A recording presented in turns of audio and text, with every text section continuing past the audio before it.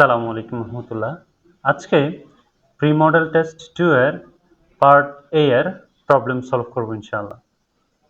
তো প্রথমেই যে কোশ্চেনটি দেখছি আমরা সেটি হচ্ছে কমপ্লিট দ্য ফলোইং সেন্টেন্সেস, অর্থাৎ নিচের যে ইনকমপ্লিট সেন্টেন্সগুলো রয়েছে সেটাকে আমাদের কমপ্লিট করতে হবে।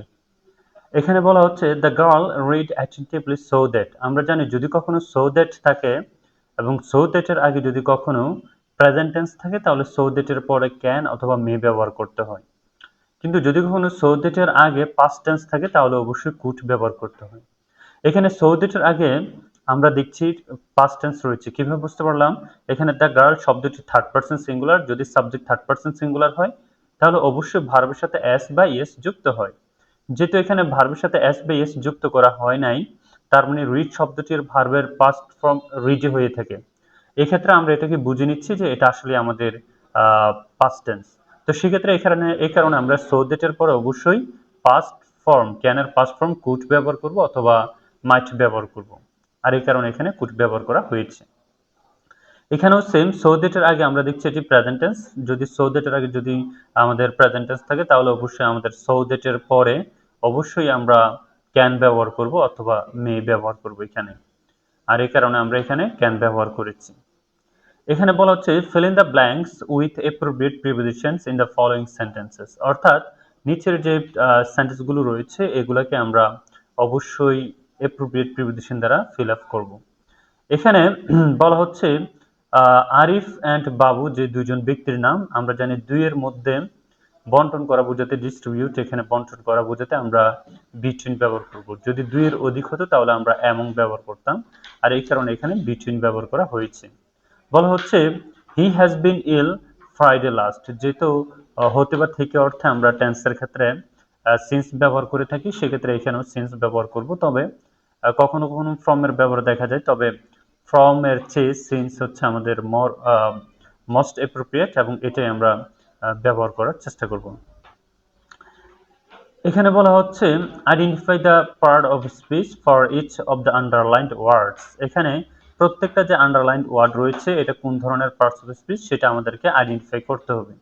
আমরা জানি হোম শব্দটি সাধারণত অ্যাডভার্ব হিসেবে ব্যবহার করা হয়। হোম, অ্যাব্রড, হেয়ার, দেয়ার, নেয়ার এগুলোকে আমরা অ্যাডভার্ব হিসেবে জানি, এই কারণে আমরা এটাকে অ্যাডভার্ব হিসেবে চিন্তা করব। এখানে বলা হচ্ছে where there is a will there is way. আমরা জানি যদি আর্টিকেল এ এর পরে একটি শব্দ থাকে, আর্টিকেল এ এর পরে যদি একটি শব্দ থাকে এবং তারপরে যদি কখনো কমা, ফুল স্টপ অথবা হচ্ছে আমাদের কোনো ধরনের একটা কানেক্টর, কনজাংশন এগুলো যদি থেকে থাকে তাহলে অবশ্যই আমাদের এ এর পরে একটা আর্টিকেলের পরে একটি শব্দ থাকার কারণে এটাকে আমরা নাউন হিসেবে ধরবো। যেহেতু এখানে একটি কমা রয়েছে এবং এর পরে একটি শব্দ রয়েছে এই কারণে আমরা উইলকে এখানে নাউন হিসেবে বিবেচনা করব। এখানে বলা হচ্ছে I already told him about the party. এখানে আমরা জানি সাবজেক্ট এবং ভার্বের মাঝখানে সাধারণত অ্যাডভার্ব ব্যবহার করা হয়।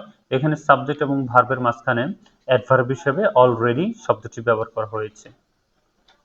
বলা হচ্ছে translate the following sentences into English and vice versa. তার মানে হচ্ছে নিচের সেন্টেন্সগুলোকে আমাদের ইংলিশে ট্রান্সলেট করতে হবে এবং যদি কখনো এটা বাংলা থাকে তাহলে যদি কখনো এটা ইংলিশ থাকে তাহলে এটাকে আমাদের বাংলায় ট্রান্সলেট করতে হবে।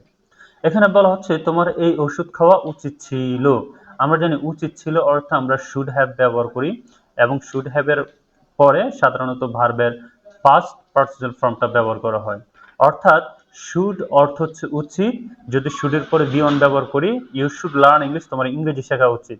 কিন্তু আমরা যদি বলি you should have learned English অর্থ হবে তোমার ইংরেজি শেখা উচিত ছিল। যেহেতু এখানে বলা হচ্ছে তোমার এই ওষুধ খাওয়া উচিত ছিল, এই কারণে আমরা you should have taken this medicine ব্যবহার করব। বলা হচ্ছে সাজাপ্রাপ্ত ব্যক্তিকে আগামীকাল ফাঁসি দেওয়া হবে। ফাঁসি দেওয়া হবে কথাটি আমাদের ফিউচার টেন্সে বোঝাচ্ছে এবং ফিউচার সিম্পল বোঝাচ্ছে।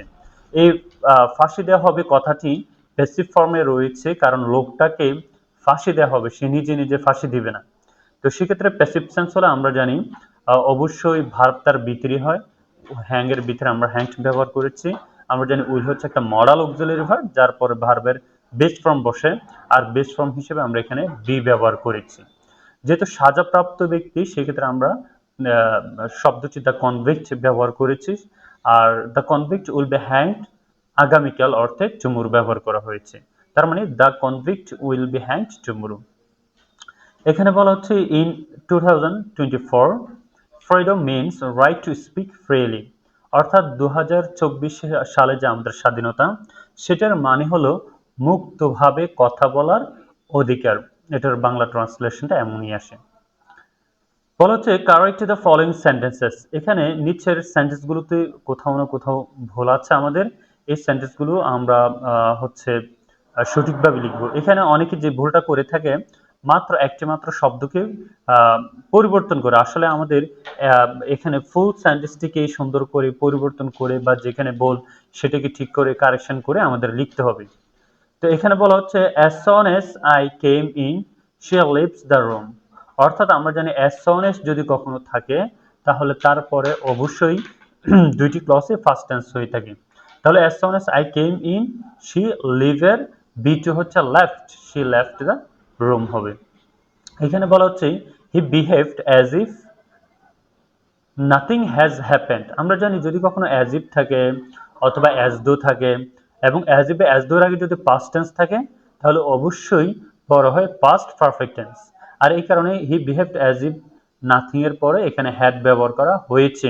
অ্যাজ ইফ এর পরে আগে যেহেতু এখানে আমাদের বিহেভড শব্দটি পাস্ট টেন্সে রয়েছে, এই কারণে আমাদের as if nothing had happened হয়েছে। বলা হচ্ছে we asked him why he has not telephoned earlier. আমরা জানি এইখানে হোয়াই একটি কানেক্টর। এই কানেক্টরের আগে যদি কখনো দ্যাট, হোয়াই এগুলোর আগে যদি কখনো আমাদের পাস্ট টেন্স থাকে তাহলে পরবর্তীতে যেটা থাকবে সেটাও সাধারণত পাস্ট টেন্স হবে। কিন্তু এখানে দেখছি আমরা এটা প্রেজেন্ট টেন্সে ব্যবহার করা হয়েছে, যেটা আমাদের হবে না। এই কারণে আমরা এখানে we asked him why he has না লিখে আমরা লিখব why he had not telephoned earlier অথবা why he did not telephone earlier. Okay, এখানে বলা হচ্ছে change the voice of the following sentences, অর্থাৎ নিচের সেন্টেন্সগুলোর ভয়েস চেঞ্জ করব আমরা। এখানে বলা হচ্ছে BBC broadcast the breaking news. যে ভুলটা সবাই করেছিল এখানে পরীক্ষায়, দেখা যাচ্ছে ব্রডকাস্ট শব্দটি আমাদের এখানে ভার্বের পাস্ট ফর্ম হিসেবে ইউজ করা হয়েছে। ব্রডকাস্ট শব্দটির প্রেজেন্ট ফর্ম, পাস্ট ফর্ম এবং পাস্ট পার্টিসিপল ফর্ম একই হওয়ার কারণে আসলে আমরা এটাকে পাস্ট টেন্স হিসেবে ধরে নিব। কেন ধরে নিব? আমরা জানি সাবজেক্ট যদি কখনো থার্ড পারসন সিঙ্গুলার হয় অবশ্যই ভার্বের সাথে অ্যাস বা ইয়েস যুক্ত করা হয়। যদি এটা আমাদের প্রেজেন্ট টেন্স হতো তাহলে অবশ্যই ভার্বের সাথে এখানে অ্যাস বা ইয়েস যুক্ত করা হইতো। যদি এটা আমাদের ভার্বের ভিতরে বা পাস্ট পার্টিসিপল ফর্ম হইতো অবশ্যই এখানে হ্যাভ, হ্যাজ, হ্যাড এমন কিছু একটা ব্যবহার করা হতো। যেহেতু এটা আমাদের ভার্বের পাস্ট ফর্ম বি2, এই কারণে সাবজেক্ট থার্ড পারসন সিঙ্গুলার হওয়া সত্ত্বেও ব্রডকাস্টের সাথে অ্যাস বা ইয়েস কিছুই যুক্ত করা হয় নাই। তার মানে এটা হচ্ছে আমাদের পাস্ট সিম্পল টেন্স। আর পাস্ট সিম্পলও আমরা যখন এটাকে প্যাসিভ করব আমরা দেখছি ভার্ব তার ভিতরে হয়ে গেল, আমাদের যে অবজেক্ট দ্য ব্রেকিং নিউজ এটা সাবজেক্ট হয়ে গেল, আমাদের এখানে সাবজেক্ট যেটা বিবিসি রয়েছে সেটা আমাদের অবজেক্ট হয়ে গেছে। যেহেতু এটা আমাদের প্যাসিভে আছে ভার্ব ভিতরে হয়ে গেছে, এই কারণে আমরা একটা পাস্ট সিম্পল টেন্সের ফাইনাইট হিসেবে ওয়াজ ব্যবহার করেছি এখানে। এখানে বলা হচ্ছে do you see the flower, এটি একটি ইন্টারগেটিভ সেন্টেন্স, যেহেতু এখানে একটি প্রশ্নবোধক চিহ্ন দেওয়া আছে। Do you see, do you দ্বারা আমরা এটা বুঝতে পারতেছি এটা হচ্ছে প্রেজেন্ট সিম্পল টেন্স। আমরা এটাকে প্যাসিভ করব, প্যাসিভের মূল কন্ডিশন ভার্ব তার ভিতরে হবে। যেহেতু এখানে সি শব্দটি আছে, সি শব্দটির ভিতরে সিন, আমাদের এখানে দ্য ফ্লাওয়ার অবজেক্ট এখানে আমাদের সাবজেক্ট হয়ে যাবে। যেহেতু আমাদের সি শব্দটি তার ভিতরে সিন হয়ে গেছে, সিন একটি আমরা জানি নন ফাইনাইট ভার্ব, অবশ্যই আমাদের সেন্টেন্স কমপ্লিট করার জন্য অথবা আমাদের টেন্সের কন্ডিশন অনুযায়ী আমরা একটা এখানে ফাইনাইট হিসেবে অক্সিলারি ভার্ব হিসেবে আমরা ইজ নিয়ে আসবো। যেহেতু subject the flower third person singular, এই কারণে ইজ। যদি সাবজেক্ট দ্য ফ্লাওয়ার না হয়ে আমাদের আই হতো তাহলে এন্ড, উই হলে আর, এগুলো আমরা ব্যবহার করতাম। অথবা যদি দ্য ফ্লাওয়ার্স, ফ্লাওয়ার শব্দটা প্লুরাল হতো তাহলেও আমরা আর ব্যবহার করার প্রয়োজন হতো। এখন কথা হচ্ছে দ্য ফ্লাওয়ার এর আগে আমরা ইজটাকে নিয়ে আসছি। এখানে কেন নিয়ে আসলাম তার কারণটা হচ্ছে এটি একটি yes no question. Yes no question করতে হলে অবশ্যই সাবজেক্টের আগে অক্সিলারি ভার্বকে নিয়ে আসতে হয়। এখানে বলা হচ্ছে we teach him a good lesson. এখানে উই টিচ হিম, হিম একটি অবজেক্ট আর গুড লেসন একটি অবজেক্ট। আমরা চাইলে যে কোনো একটি অবজেক্টকে সাবজেক্ট হিসেবে আমরা এখানে নিয়ে আসতে পারবো। এই কারণে আমরা এখানে প্রথমে হিকে নিয়ে আসলাম, টিচের বি3 টট হয়ে যাবে। তারপর হচ্ছে অবশ্যই আমাদের এখানে ফাইনাইট হিসেবে ইজ ব্যবহার করব। এ গুড লেসন যা আছে তাই থাকবে, সাবজেক্ট হয়ে যাবে অবজেক্ট। অথবা আমরা এ গুড লেসনকেও সাবজেক্ট হিসেবে নিয়ে আসতে পারি, টিচ তার ভিতরে টট হয়ে যাবে যেহেতু প্যাসিভ করতেছি আমরা। এটি হচ্ছে আমাদের present simple tense. Present simple আমরা জানি অক্সিলারি হিসাবে am is are ব্যবহার করা হয়ে থাকে, যেহেতু a good lesson third person singular, এই কারণে আমরা এখানে ইজ ব্যবহার করেছি। taught to him by us, অর্থাৎ সাবজেক্ট যে উই আছে সেটা আস হয়ে যাবে। আচ্ছা, এখানে একটা বিষয় খেয়াল করার প্রয়োজন আমাদের, যখন আমরা এখানে লেসনকে গুড লেসনকে আমরা সাবজেক্ট হিসেবে নিয়ে এসেছি, তখন আমাদের এই যে হিম যে ব্যক্তিবাচক অবজেক্টটা রয়েছে তার আগে প্রয়োজন অনুযায়ী আমরা এখানে একটা টু প্রিপোজিশন ব্যবহার করেছি। কখনো কখনো আমাদের ফরও ব্যবহার করার প্রয়োজন হতে পারে। এখানে বলা হচ্ছে fill in the blanks ensuring the verb in brackets agree with the subject, অর্থাৎ সাবজেক্টের সাথে এগ্রি করে এমন ভার্ব দিয়ে আমাদেরকে এই সেন্টেন্সটা কমপ্লিট করতে হবে। তো আমরা জানি এখানে হোয়াইল ব্যবহার করা হয়েছে, যদি কখনো হোয়াইল ব্যবহার করা হয়ে থাকে তারপরে অবশ্যই সেটা কন্টিনিউয়াস টেন্স হবে যদি সাবজেক্ট থাকে, আর যদি সাবজেক্ট না থাকে তাহলে ভার্বের সাথে আইএনজি হবে। যেহেতু এখানে আমাদের একটা সাবজেক্ট আছে হি, এই কারণে আমাদের এই ওয়ার্ক শব্দটা একটা কন্টিনিউয়াস টেন্স হবে। এখন এটা কোন কন্টিনিউয়াস হবে? আমরা দেখছি স্নেক বিট হিম, এটা সাধারণত পাস্ট টেন্স, আর এই কারণে আমরা এখানেও পাস্ট টেন্স ব্যবহার করব, অর্থাৎ হি ওয়াজ ওয়াকিং ব্যবহার করব। এখানে বলা হচ্ছে ইট ইজ টাইম, যদি কখনো ইট ইজ টাইম থাকে তারপরে সাবজেক্ট থাকে, অবশ্যই এখানে ভার্বের পাস্ট ফর্ম বি টু হিসেবে ব্যবহার করা হবে। অর্থাৎ ইট ইজ টাইম বা ইট ইজ হাই টাইম এরপরে যদি সাবজেক্ট থাকে অবশ্যই সাবজেক্টের পরে আমরা ভার্বের বি টু মানে পাস্ট ফর্ম ব্যবহার করব, আর এই কারণে এখানে looked for a new job ব্যবহার করা হয়েছে।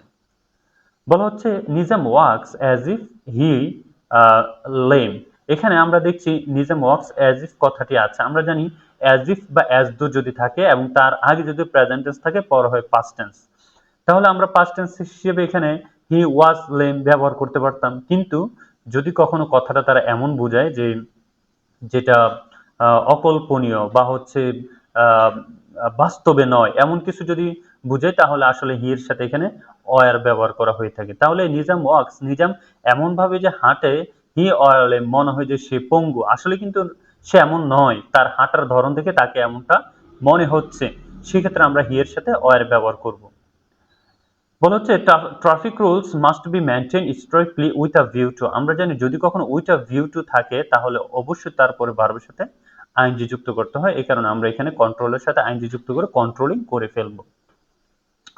বলা হচ্ছে change the following parts of speech according to the direction and make meaningful sentences, অর্থাৎ নিচের পার্টস অফ স্পিচ গুলো আমরা পরিবর্তন করব এবং আমরা নতুন আরেকটি সেন্টেন্স তৈরি করব, তবে ওই সেন্টেন্সটি আগের সেন্টেন্সের মতোই অর্থ দিয়ে থাকবে। এখানে বলা হচ্ছে he goes to Dhaka every week, এখানে আমরা যদি এভরি উইককে অ্যাডভার্বে পরিণত করি তাহলে হয়ে যায় উইকলি, তাহলে আমরা লিখলাম যে হি গোজ টু ঢাকা উইকলি মানে হচ্ছে প্রতি সপ্তাহে, আর এখানে বলা হচ্ছে এভরি উইক প্রতি সপ্তাহে, এখানে বলা হচ্ছে উইকলি, কথা একই।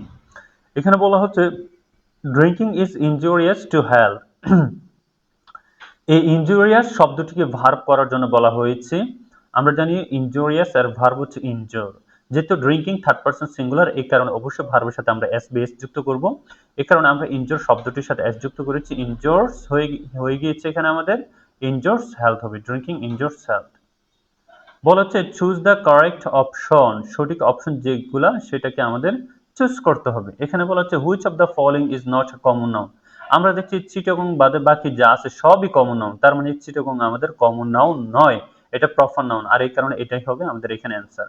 বলা হচ্ছে দ্য বিগ ইজ, আমরা জানি টু এর ক্ষেত্রে তার আগে যদি আরেকটি টি ডাবল টু আসে তাহলে এটার অর্থ হয় যে এতই যে না, অর্থাৎ the bag is too heavy to carry, ব্যাগটা এতই ভারী যে বহন করা যায় না, এই কারণে এখানে টি ডাবল টু এর ব্যবহার করা হয়েছে। বলা হচ্ছে which of the following words can be used as a verb, নিচের কোনটিকে ভার্ব হিসেবে ব্যবহার করা হয়, আমরা জানি সুগার শব্দটিকে সাধারণত ভার্ব হিসেবে ব্যবহার করা হয়। বলা হচ্ছে the bus arrives late during bad weather, এখানে আমাদের এখানে সাধারণত বলা হচ্ছে the bus arrives late during bad weather, subject the bus এবং আমরা জানি এখানে ভার্ব হচ্ছে অ্যারাইভ, এই সাবজেক্ট এবং ভার্বের মাঝখানে সাধারণত একটি অ্যাডভার্ব বসে, তো এটা আসলে কোন ধরনের অ্যাডভার্ব বসবে, এখানে আমরা জানি অলওয়েজ হচ্ছে একটি অ্যাডভার্ব, যেটা অ্যাডভার্ব অফ ফ্রিকোয়েন্সি হিসেবে ব্যবহার করা হয়, কিন্তু টুডে এভরিডে এগুলো অ্যাডভার্ব অফ ফ্রিকোয়েন্সি হিসেবে ব্যবহার করা হয় না, যেটা সাবজেক্ট ভার্বের মাঝখানে এগুলা বসে না, এই কারণে আমরা এখানে অলওয়েজ শব্দটিকে ব্যবহার করব। বলা হচ্ছে she told me his name after, এখানে আফটার থাকার কারণে আফটারের আগে আমরা দেখছি পাস্ট টেন্স রয়েছে, তারপরে অবশ্য আফটার পরে আমরা পাস্ট পারফেক্ট টেন্স ব্যবহার করব। আর পাস্ট পারফেক্ট হিসেবে এখানে রয়েছে হ্যাড লেফট, এই কারণে এটাই হবে আমাদের অ্যান্সার। এখানে হয় একটি ডাব্লিউএস ওয়ার্ড, আমরা জানি এখানে একটি প্রশ্নবোধক চিহ্ন রয়েছে, অবশ্যই এই ডাব্লিউএস কোয়েশ্চেনটি বসতে হলে একটি অক্সিলারির সাথে বসবে এবং তখনই এটা প্রশ্নবোধক হবে। আর এই কারণে আমাদের অক্সিলারি হিসেবে এখানে আমরা ডি নাম্বারে দেখছি ডিড আছে এবং অকার এখানে ভার্বের বেস ফর্ম রয়েছে, যেহেতু ডিড দ্বারা অলরেডি পাস্ট টেন্স হয়ে গেছে, এই কারণে এটা আমাদের বেস ফর্মই থাকবে। তার মানে এটাই হচ্ছে আমাদের অ্যান্সার। এখানে বলা হচ্ছে which of the following is a correct simple sentence, কোনটা আসলে সিম্পল সেন্টেন্স। সিম্পল সেন্টেন্স মানে হচ্ছে একটি মাত্র ফাইনাইট ভার্ব থাকবে। দেখি যে I saw an old man walking past me, এখানে আই স, এই সটা হচ্ছে আমাদের ভার্বের পাস্ট ফর্ম, আর এই কারণে আমাদের এখানে আর কোনো ফাইনাইট ভার্ব নাই, অতএব ডি নাম্বারটাই হচ্ছে আমাদের সিম্পল সেন্টেন্স। বলা হচ্ছে আইডেন্টিফাই দ্য মাস্কুলিন জেন্ডার, কোনটা মাস্কুলিন জেন্ডার, আমরা জানি দ্য সান হচ্ছে একটা মাস্কুলিন জেন্ডার হিসেবে ব্যবহার করা হয়।